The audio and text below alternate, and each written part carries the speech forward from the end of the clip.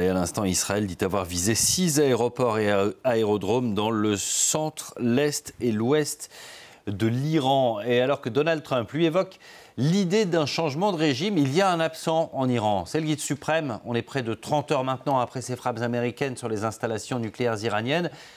Et l'ayatollah Ali Khamenei n'a toujours pas pris la parole. Correspondance à Téhéran, Siavosh Ghazi. On attend une prise de parole du guide suprême iranien. Ce qu'il faut savoir, c'est que, en fait, si l'Iran décide de riposter contre les intérêts américains dans la région, donc il faudrait que ces décisions soient avalisées par le guide suprême iranien. C'est le Conseil suprême de la sécurité nationale qui réunit les plus importants responsables politiques et militaires du pays qui peut prendre une telle décision. Et ensuite, cette décision doit être avalisée par le guide suprême iranien.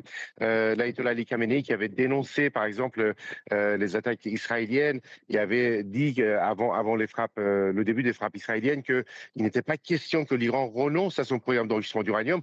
Il n'est pas encore intervenu, donc on ne sait pas quelle est sa position et on n'a pas de nouvelles non plus d'une éventuelle réunion du Conseil suprême de la sécurité nationale. 30 heures après, on est un peu dans l'attente pour voir si l'Iran finalement va décider de riposter ou pas. Plusieurs responsables iraniens, notamment le président Massoud Pezeshkian, ont affirmé qu'il y aura une riposte et que l'Iran se devait de répondre à l'agression américaine. Mais pour l'instant, 30 heures après, il n'y a pas eu de riposte.